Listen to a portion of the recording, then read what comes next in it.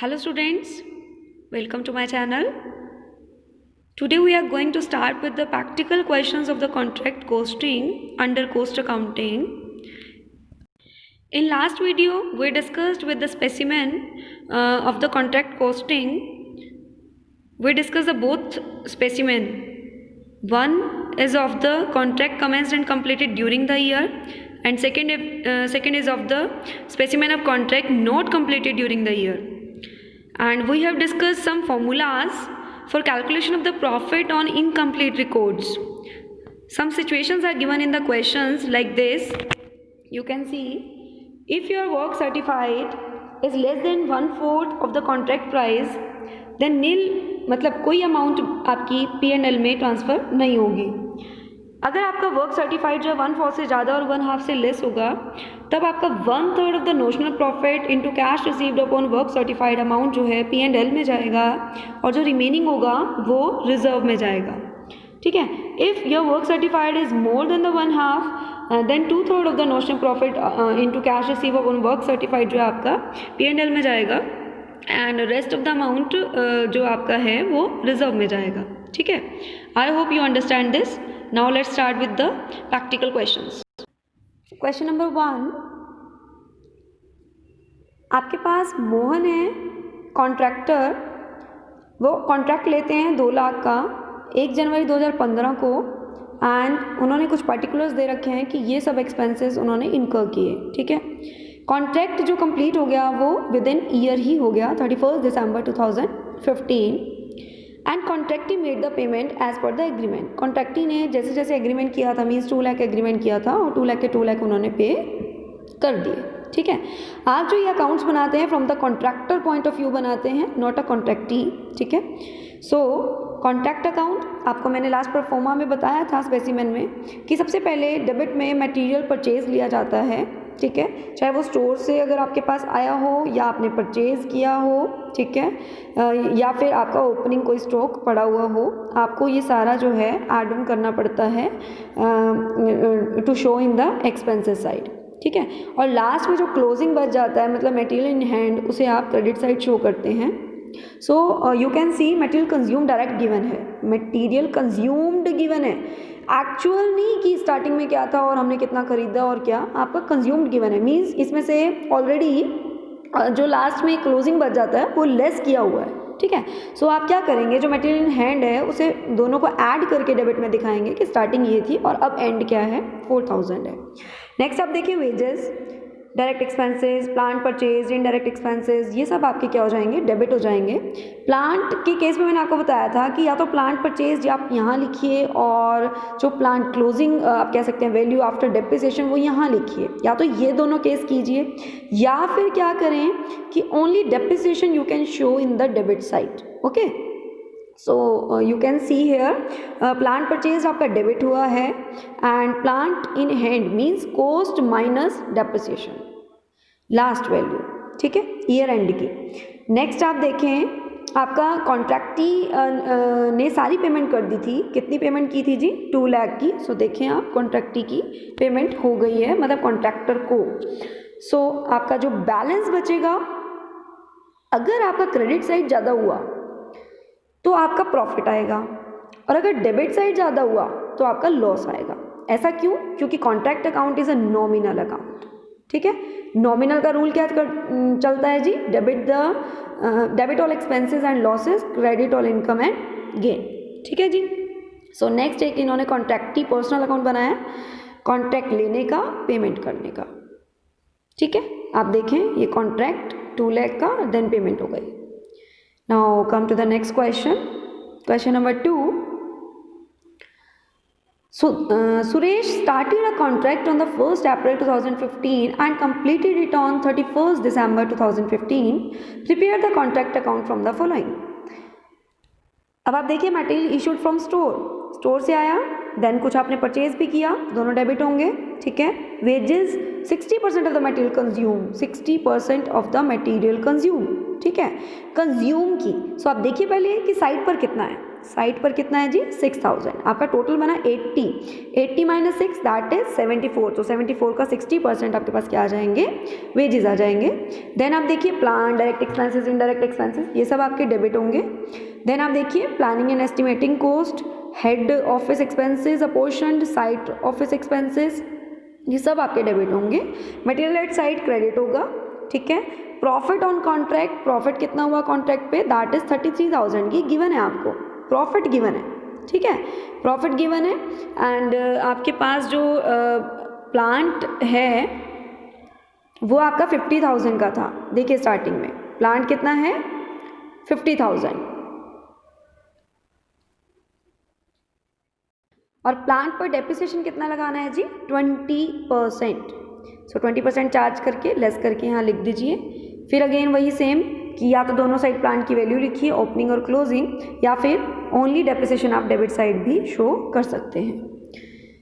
Then आप देखिए profit आपको ऑलरेडी गिवन है, तो अब आपका जो बैलेंस आएगा वो क्या आएगा कि आपने कॉन्ट्रैक्टर को कितनी पेमेंट पे करी है, ठीक है। So this is your balancing figure. Now come to the next question. Question number 3. The following are the expenses on the contract number 105, start हुआ था जी 1 जनवरी 2015 को। आप देखें तो आपके पास कुछ डाटा गिवन है, पर्टिकुलर्स गिवन है, और अब बोला है जी इनडायरेक्ट एक्सपेंसेस को 15% वेजेस का लेना है। डेप्रिसिएशन आपका लगेगा जी 6,000 रुपये, ठीक है। और नेक्स्ट आपके पास गिवन है कि कॉन्ट्रैक्ट इज कम्प्लीटेड इन सितंबर, आपका कॉन्ट्रैक्ट जो है सितंबर में कंप्लीट हो गया। सो अब देखिए मटेरियल परचेज डेबिट अगेन, ठीक है, transferred from the another contract debit, store debit, direct expenses debit, ठीक है, sorry direct wages, and plus outstanding given है, तो आउटस्टैंडिंग भी आपके क्या हो जाएंगे, ऐड हो जाएंगे, ठीक है। नेक्स्ट आपके पास है डायरेक्ट चार्जेस, प्लांट इशूड और डेप्रिसिएशन यहाँ से लेस करके लिख दीजिएगा। नेक्स्ट आपके पास है material return to store means credit side, ठीक है। Sub contract cost debit, wages accrued, again मैंने आपको अभी बताया था कि आउटस्टैंडिंग वेजेस गिवन है तो अक्रूड, ठीक है। नेक्स्ट देखिए कॉन्ट्रैक्ट का प्राइस कितना है जी 1,50,000, इट मीन्स पेमेंट कितने की हुई होगी 1,50,000 की, ईयर में ये कंप्लीट हो रहा है, तो कॉन्ट्रैक्टी ने जो है पूरी पेमेंट कर दी गई है, ठीक है। तो आप दोनों साइड का बैलेंस करेंगे, अगेन आपके पास P&L आ जाएगा। Now come to the next question. Question number 4, prepare a contract and contract account and contractee account assuming that the amount due from the contractee was duly received, assume कर रहे हैं कि उसने payment कर दी होगी, ठीक है।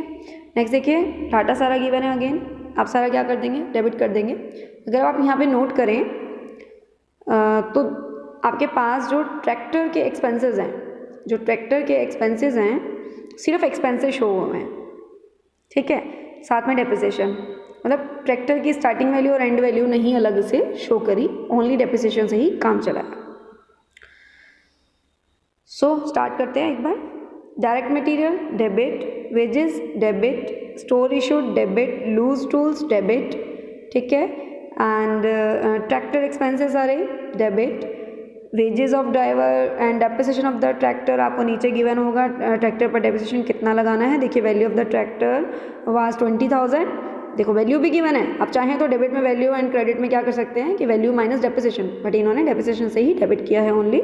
सो डेप्रिसिएशन कितना चार्ज हो रहा है इस पर 15%। अगर आप देखें तो आपका जो प्लांट है उस पर डेप्रिसिएशन कितना चार्ज हो रहा है जी 20%, ठीक है, बट उसके साथ साथ उनकी प्लांट रिटर्न की वैल्यू गिवन है। सो रिटर्न की वैल्यू आफ्टर डेप्रिसिएशन ही है, आफ्टर चार्जिंग डेप्रिसिएशन ही है, तो आपने प्लांट रिटर्न की डायरेक्ट वैल्यू यहाँ पर लिख दी, ठीक है। उसके बाद आप देखें तो लूज टूल भी रिटर्न हो रहे हैं, ठीक है, वो भी आपके क्या हो जाएंगे, क्रेडिट हो जाएंगे। देखिए लूज टूल रिटर्न हो रहे हैं। सो अगर आप अब यहाँ पे चेक करेंगे सारे खर्चे देखने के बाद, आगे देखें खर्चे, अदर डायरेक्ट एक्सपेंसेस गिवन है, लिख दिए जी, ठीक है। उसके बाद इन्होंने नीचे पढ़िए क्या लिखा है, contract price was 90,000, 13 weeks contract को कंप्लीट होने में लगे, वैल्यू ऑफ लूज टूल हमने कर लिया, ठीक है। Return to store at the end were 200 and 3,000। नेक्स्ट आपके पास है द प्लांट वॉज रिटर्न, ये भी कर लिया. The value of the tractor, ये वाली भी हमने बात कर ली. आगे पढ़े तो लिखा है the office and administrative expenses are to be provided at 10% on the work cost. Work cost का 10% ऑफिस एंड एक्सपेंसेस. तो पहले आपको यहाँ पे क्या करना पड़ेगा, बैलेंस करना पड़ेगा. जितना भी अब तक के सारे एक्सपेंसेस आए, अब बैलेंस करेंगे तो वर्क कोस्ट ही आएगी. ठीक है, देन आप उसे ब्रॉट डाउन करेंगे. ब्रॉट डाउन करने के बाद उस पर 10% क्या लगा देंगे जी, ऑफिस एंड एडमिनिस्ट्रेटिव एक्सपेंसेस. ठीक है, आपने वो भी लगा दिए. देन अब आपका ये भी एक्सपेंस हो चुका है.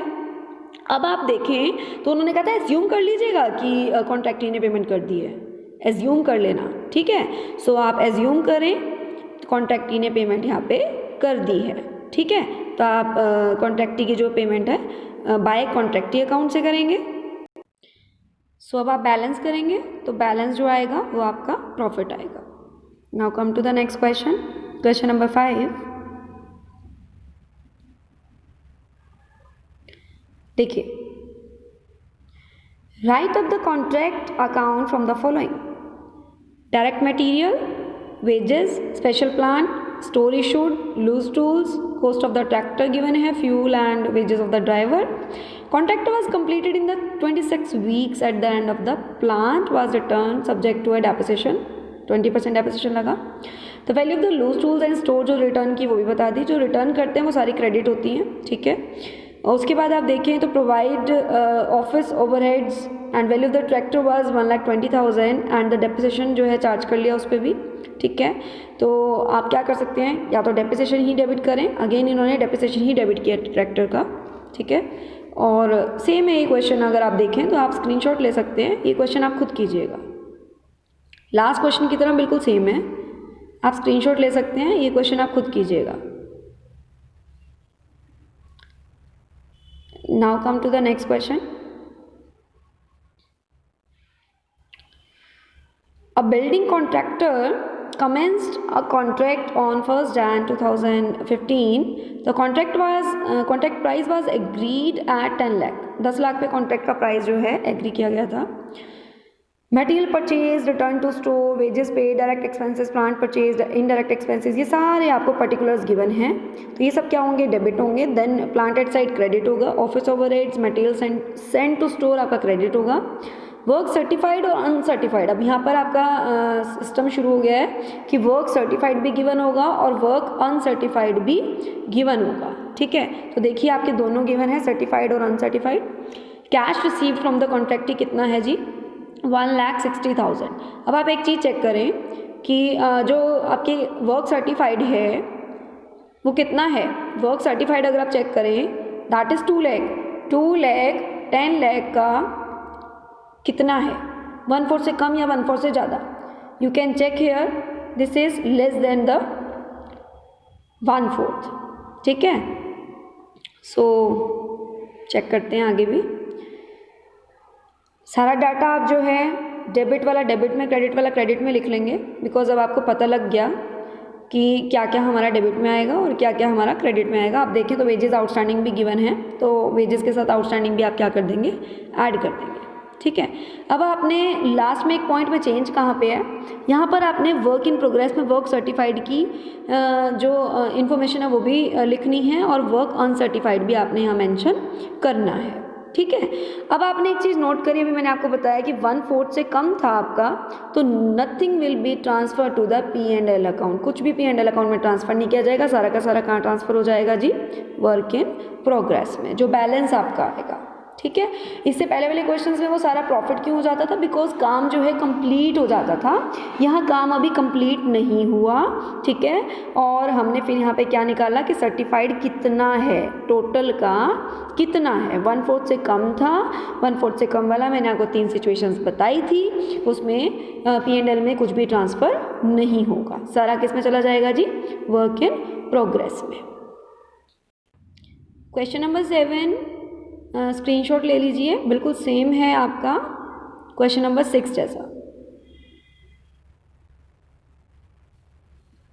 Now come to the question number 8. On 1st July 2015, X Limited started a construct a warehouse. The contract price being 4 lakh. Contract का प्राइस कितना है, 4 लाख है. और अगर आप सर्टिफाइड देखें, सर्टिफाइड कितना है, कैश रिसीव्ड जो है वो 80% ऑफ द वर्क सर्टिफाइड है। कैश रिसीव्ड क्या है, 80% ऑफ द वर्क सर्टिफाइड। तो वर्क सर्टिफाइड कितना है, 1,70,000। 1,70,000 का 80% आपका क्या है, कैश रिसीव्ड है। अब 1,70,000 work certified upon total, total कितना है, 4 लाख, वर्क सर्टिफाइड कितना है, 1,70,000। सो आप इसे डिवाइड करके देखेंगे जब, तो 4 का आधा कितना होता है, 2, ठीक है, 2 से थोड़ा सा कम है, यानी कि 1/4 से ज़्यादा है और हाफ से कम है, यानी कि हमारी सेकेंड सिचुएशन को सेटिस्फाइड कर रहा है कि आपका वर्क सर्टिफाइड हाफ से कम और 1/4 से ज़्यादा है, ठीक है, हाफ से कम 1/4 से ज़्यादा है। तो इस केस में क्या होगा, 1/3 of the notional profit into cash received upon work certified amount कहाँ जाएगा जी, P&L में ट्रांसफ़र हो जाएगा, और रिमेनिंग जो अमाउंट बचेगा वो वर्क इन प्रोग्रेस में होगा। और यहाँ पर नोशनल प्रॉफिट हम किसे बोलते हैं, जो हमारा यहाँ बैलेंस आएगा, ठीक है, सारे पर्टिकुलर्स लिखने के बाद जो हमारा बैलेंस आएगा। अब हम क्यों ये नोशनल प्रॉफिट निकालते हैं, बिकॉज अभी हमारा जो वर्क है, अपना कॉन्ट्रैक्ट है, वो पूरा नहीं हुआ। हम प्रिंसिपल ऑफ कंजर्वेटिज्म को फॉलो करते हैं, हम ये बिल्कुल नहीं मानेंगे कि हमारा ओवर प्रॉफिट हो गया। जैसे एक एग्जाम्पल लेते हैं, जैसे मान लीजिए कि एक हद तक हम काम स्टार्ट कर दें कि 1 मंथ में मुझे ये काम ओवर करना है, हम सिचुएशंस को नहीं जानते ना आने वाली। हमने एक चीज़ नोटिस करी कि इन बिटवीन आधा काम कंप्लीट होने के बाद हम इतने प्रॉफिट में चल रहे हैं, एक बंदा लेकर चलता अपने माइंड में कि इतना प्रॉफिट में हम चल रहे हैं। तो अभी हमें आने वाले टाइम के 15 दिनों में नहीं पता, आने वाले टाइम के 15 दिनों में नहीं पता कि क्या हो जाएगा, ठीक है। तो हम पहले से ही ओवर प्रॉफिट नहीं मानकर चलते, इसीलिए हम नोशनल प्रॉफिट निकालते हैं और उसका जितना पार्ट हमें मानना चाहिए कि फ़िलहाल प्रॉफिट है मानते हैं, बाकी हम रिजर्व में लेकर चलते हैं कि eight the and he proper पता चलेगा कि हम जीतेंगे या नहीं, हम मतलब अपने सक्सेस हो पाएंगे, प्रॉफिट कितना गेन कर पाएंगे।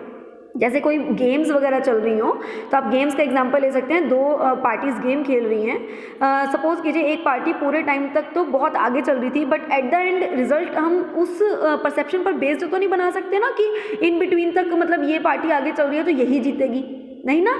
बीच के रिजल्ट से हम नहीं पता लगा सकते कि वो जीतेगा या नहीं जीतेगा, ठीक है। हमारा फाइनल रिजल्ट लास्ट में ही पता चलता है। हम कंजर्वेटिज्म होकर चलते हैं तो हम अपना कुछ पार्ट ही P&L में ट्रांसफ़र करते हैं, बाकी हम एज अ रिजर्व लेकर चलते हैं। सो आई होप अब आपको क्लियर होगा कि वो सिचुएशंस क्यों बनी हुई हैं, ठीक है। अब आप देखिए क्वेश्चन करते हैं। Material debit, wages debit, plant debit, ठीक है, प्लांट का डेप्रिसिएशन लगा के क्रेडिट कर दीजिएगा जो बैलेंस बचेगा। डायरेक्ट एक्सपेंसेस डेबिट, ठीक है। और उसके बाद ओवरहेड्स की बात करें, आपके ओवरहेड्स दिए हैं 10% ऑफ द वेजेस, तो वेजेस का 10% निकाल लीजिएगा, ठीक है। और अब क्रेडिट की बात करें तो मटेरियल एट साइड गिवन है और आपका मटेरियल एट साइड गिवन है और प्लांट का डेप्रिसिएशन गिवन है, ठीक है। वर्क सर्टिफाइड और नोट सर्टिफाइड गिवन है, सो आप ये क्या ले लेंगे, सर्टिफाइड नोट सर्टिफाइड सब ले लेंगे। फिर बैलेंस करेंगे, वो क्या आ जाएगा, नोशनल प्रॉफिट। ऐसा हमने बैलेंस यहाँ पे करने से पहले क्या चेक किया, work certified upon total cost. फिर आपका नोशनल प्रॉफिट कैरी डाउन हुआ। फिर उसके बाद आपने फॉर्मूला लगाकर जितना पैसा P&L में जाना चाहिए P&L में डाल दिया, रिमेनिंग वर्क इन प्रोग्रेस में डाल दिया। अगेन मैं फॉर्मूला लिख देती हूँ, 1/3 of the notional profit into cash received upon work certified. आपने ये फॉर्मूला फॉलो करना है और P&L में पैसे ट्रांसफ़र कर देने हैं। आई होप ये क्वेश्चन क्लियर होगा। Question number 9 is the homework for you. You can take screenshot. Now come to the question number 10. The following balances appeared on the 31st December in the books of a contractor regarding contract number 151.